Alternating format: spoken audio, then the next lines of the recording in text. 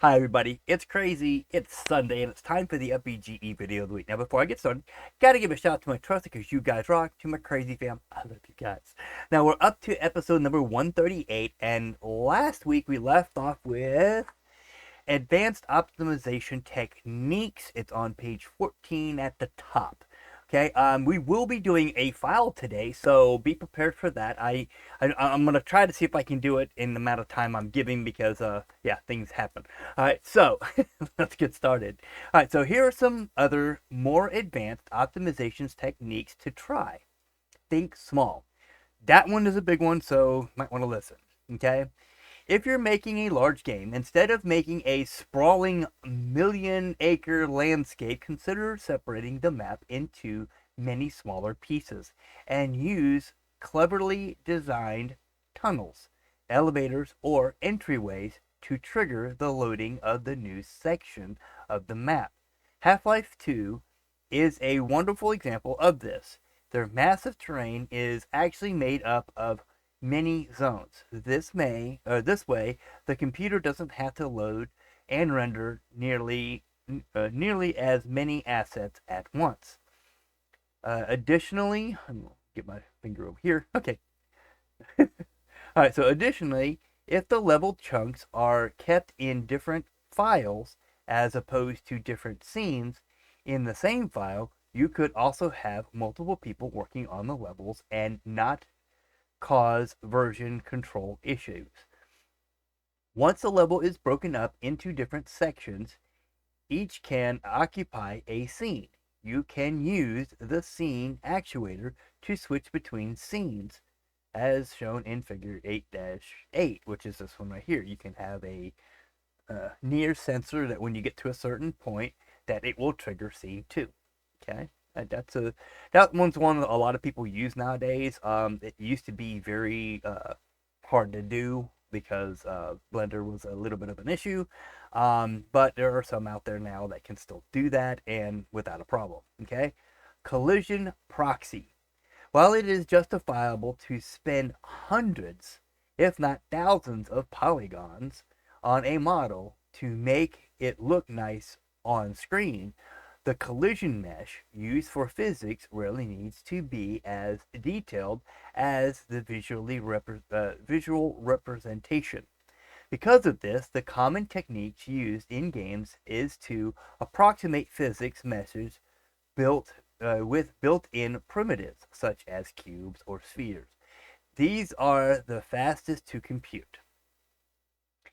If more definition is needed, you can create a collision proxy for a complex object.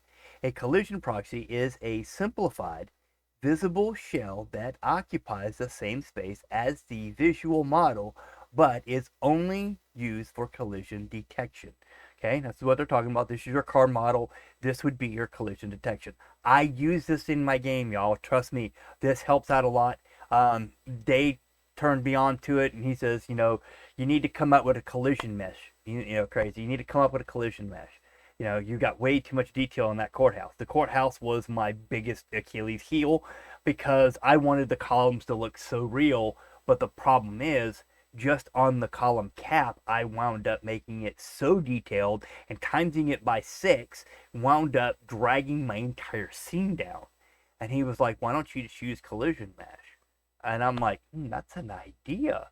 So I went ahead and started making collision shapes around my objects that I don't want people to, that I want people to collide in with or block them from moving to or through. And yeah, it made my scene a lot faster because it's not calculating the physics for every single detail on that model. Okay, if you're looking at this car, all the empty spots you see, okay, those are collision spots. Those are collision areas. You don't need that. It doesn't need to calculate the headlight unless you're going to have the headlight fall off. Then you would make a mesh similar to your car, but not as detailed as your car, that makes it to where when you hit it, it can knock the side mirror off or something. Okay? Most of the time, if you got a car just sitting there, you don't want to, be able to squeeze in where the wheel is, so you just create a mesh like the one up here. Okay, so that's the best way to do it, and I can't emphasize it more. If you create a I call them barriers. You create a physics barrier, then and all the simple shapes. And I'm gonna switch over to here for a quick second. Simple little shapes, that, and that even. Okay, most of the time, all you would really need is this type of shape. You got a building, that's a building. Okay, that's like a building collision box right there. That's a barrier, building barrier right there. That way they can't run into it, but they feel like they can. All they see is the building itself. They see what you want to visually make them see, but this is your collision. Okay, this right here they won't see. It's invisible. It's going to be just that shape is a collision. And a lot of people do that with empties. You can do them with empties too to make them collision. But that one's a harder one to do, so I'm not going to get into that and not knock you into that much. Okay, so now we're going to go into the tutorial. Okay, so tutorial to use collision proxy. So we're going to open up, okay, open file, and we're going to go to chapter 8, collision proxy. It's not on that, so we're going to go back one. We're going to go into 8, okay? I have to show it. That's font. Yeah, chapter 8. I'm in chapter 8. Oh no, I'm still in chapter 7. Okay, hang on. This is the first one we got to go into. Okay, so collision.proxy.blend. Okay, now you'll see this nice little tree with the camera view. Okay, and it says the scene contains a highly polygon model of a tree. Start the game and notice that all of its faces react to collision. You can confirm this by pressing the spacebar to throw balls at the tree. Notice that no matter where the ball hits the tree, it will detect the collision. Okay, so I'm going to try to see if we can hit play. Okay, and I'm going to go over to here. Okay, I do a standalone because if you do the regular one, it's just a pain in the butt. Okay, so now if you hit spacebar, you can throw snowballs at the tree. Okay, but it's calculating for all that stuff. Okay, even that high up. And you see where I'm barely hitting the top of that. Okay, that one actually went over. Okay, so let's see if I can get it. But you get the point. See, that one went past because it's calculating all the physics for every single branch. Every single branch. That kind of sucks. Okay? Remember, always minimize that. We went over that last week. All right, so if you have a slower CPU, also notice that the physics is taking a large amount of the time. Mainly because the complexity of the tree mesh. If you're on a slower system, I'm on a 3080 Ti, guys, so mine won't show it. I could probably do it on my potato, and it will probably take forever to launch one little ball. Okay, so if you have a slower CPU, you'll notice that the physics takes a lot more time. To further visualize what's going on, enable show physics visualization from the top menu. All the faces that have collision enabled will be outlined in green when the game is running. Okay, so you're going to come down here. I believe, yeah. See, frame rate doesn't have it. I hate it when they take stuff out like that and change it into something else. This one. One of these has it if you where you can enable physics collision. I just don't know which one it is because 0.2.5 0.2.6 is different because they changed stuff up.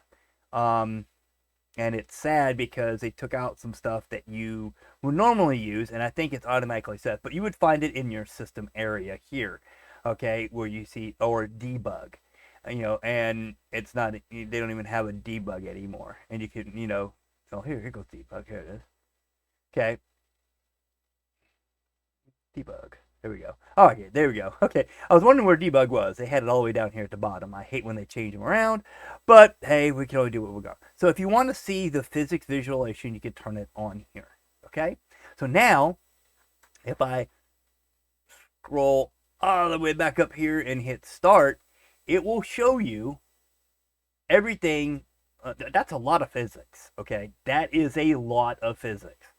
All right, so that's going to take up a lot of GPU and CPU memory just to get each one of those green things, because it's only outlining green. So all the leaves, all the little branches, everything is all, I don't have leaves, but all the tiny little branches all the way down to itty bitty, are all collisioned. Okay, so you got to watch out for stuff like that, because that could cause major problems in your game, especially when you have like 4,800 of these trees. That would be bad.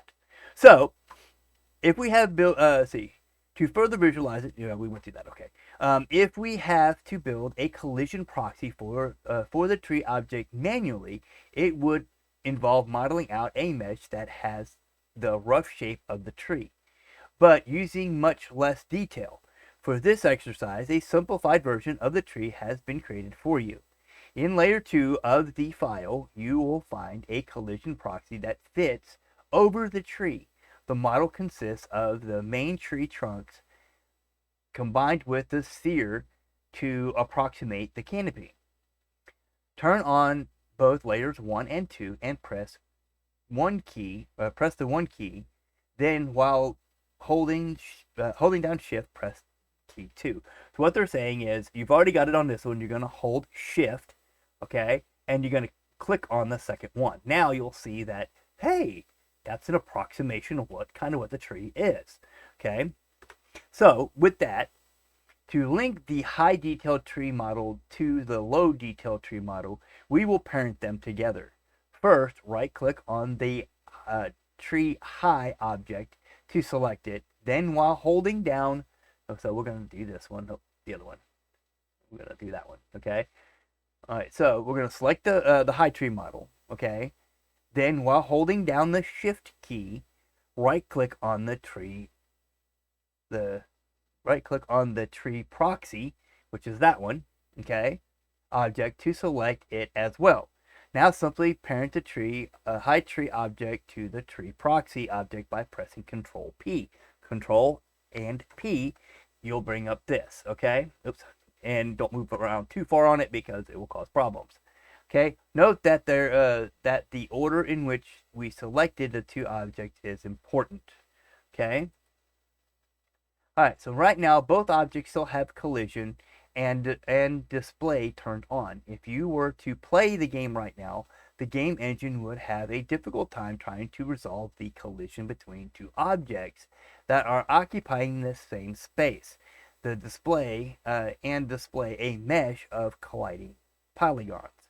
Okay, so to remove the collision property on the high tree, okay, or tree high, select tree high, and in the physics properties editor, set the physics type to no collision. So what they're saying is, we're going to click on this one, we're going to go right over here to the physics, okay, and we're going to take it off static, and we're going to move it to no collision. Now, everything that's showing up in white right now is actually, you can walk right through it. I can hide this, okay, and put a walking character on there, and you would walk through that. Or if I played the game, I hit shift, take that off, okay. Now, if I played the game right now, and I'm going to do that just to show you, okay, and you play the game, where in the heck is the tree? Because it's not going to show up, okay. It doesn't want to show up. Where is it at? Okay, because it is a no physics object, okay.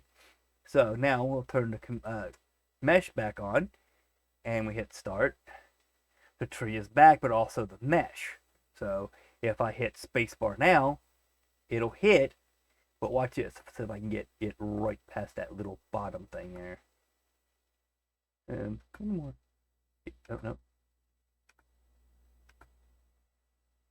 Okay, I guess it still got it. I thought I had turned it off, but you could actually hide this. So we're going to go into that next. Okay, so to disable the visibility of the tree proxy, select the tree proxy and in the physics property editor.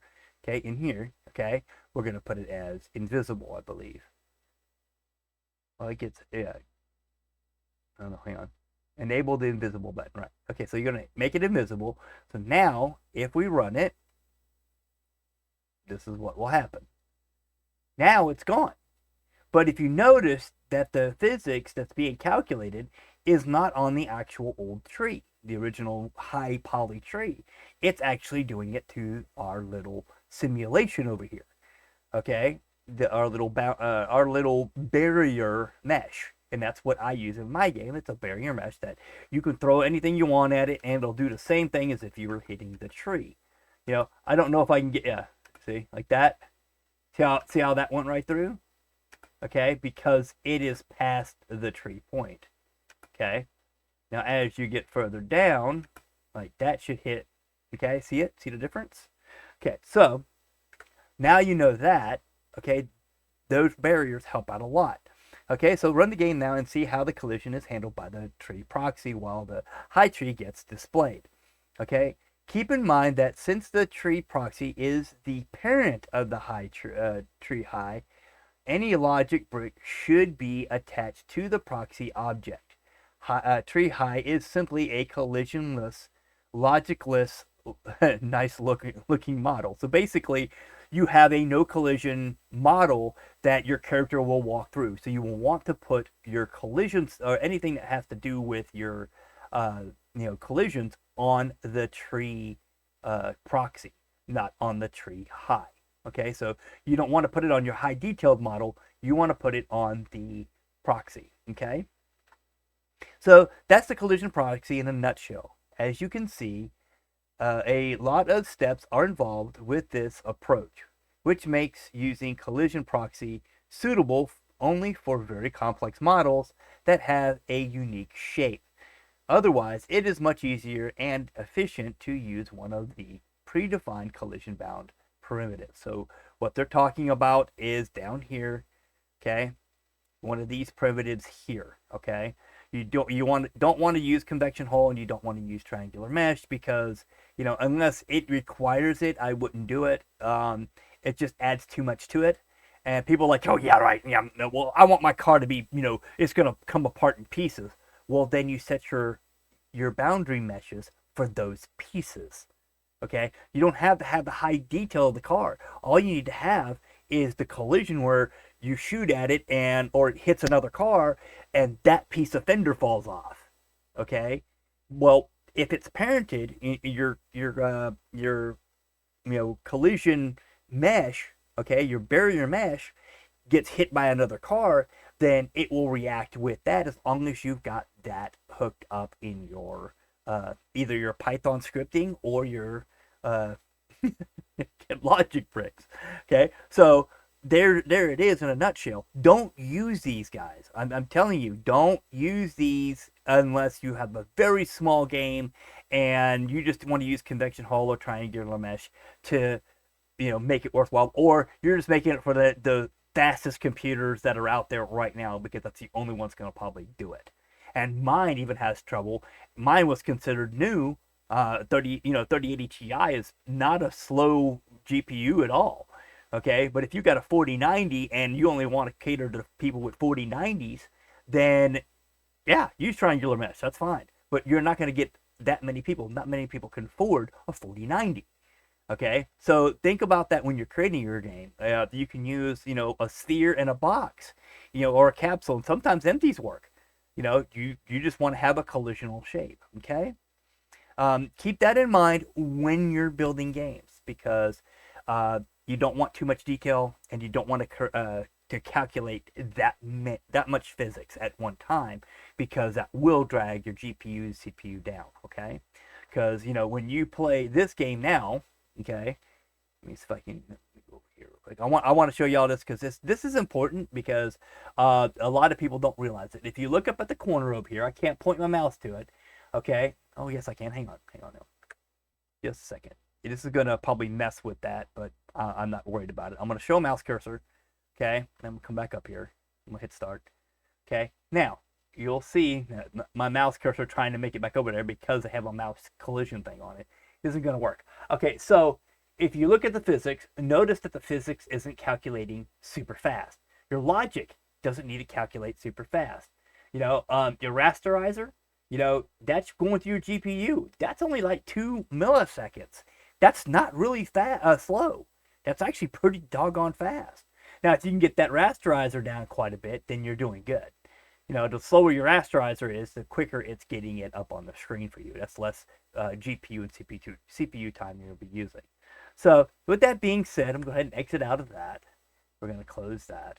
Okay, and then I'm going to switch back over to here and just let y'all know that, hey, that when you're working on a game, you want to find the most optimal ways to make your game run smoothly on almost any machine. Now, I can understand some of y'all like, I don't want to build a game that's going to have to work on a 386 or a 486. I agree with that, okay? Trust me. They're long dead gone. I was born in that era, and well, not born in that era, but I was an adult in that era looking at pixelated games going, oh my God, this is so detailed, compared to now. What y'all got to understand is you don't want to make it for a higher class of computers, because that means that you're only going to cater to a few people. Okay, literally, not everybody's going to have a 4090. Not everybody's going to have a 3080 Ti. There are some people out there with 1660 Ti's. Okay, I know some people with some 9060s. Okay, so, I mean, you're not going to be able to cater to everybody, but try to make your game as most optimal, so that way you can say, okay, your minimum is going to be a 9060, okay, or your minimum is going to be a 4060 Ti. Because most people should have, I'm sorry, not 4060 Ti, a 1660 Ti, okay, or something comparable, okay. I'm not into the other video cards. I was an NVIDIA fan. I might go AMD soon, but I'm not into anything that has to do with Apple. Okay, so nonetheless, you want to cater to the people as many as you can. Okay, you're not going to get that guy who's still tapping away on a Windows 95 machine. Guarantee you, he's not. Okay, he's not going to play your next level game. All right, he's not going to try. But you can cater to a bunch of people. Okay, the wider your optimization is. Okay, if you want to just have just the best of the best of the best, sir, then you're only going to get very limited audience, and you're not gonna, especially if you're selling your game, you're not gonna get much money for it. Okay, the big game companies, they cater all the way down to almost last generation type hardware, and they say, okay, well, you just got to have a 1660 to play this game, but the people with a 4090 can play it in 120 260 frames per second. Okay, so with that, you got to look at optimization. Optimization is important. Collision proxies, okay, barrier meshes are great. I love them. I use them religiously. And when I found this out, every one of my scenes has that, because I don't have it to where anything detailed has any physics on it at all. Why? Why would you do that? You don't need to have that much detail, okay? That much physics collisions on something that detailed. Don't do it. Save yourself the heartache. Save yourself the stress. Save your GPU, for God's sakes, because you're only hurting yourself when you do that. Okay, proxy meshes, optimizations, all do great. Look back over this past couple of lessons and understand that those will help you make your game. Okay, so we're gonna end it there. Next week we're gonna continue on with partial collision, okay, which is another one you can do, and it's gonna have a little tutorial with it. So we're gonna leave it there. We're gonna end on page 16. Till next week. See you then.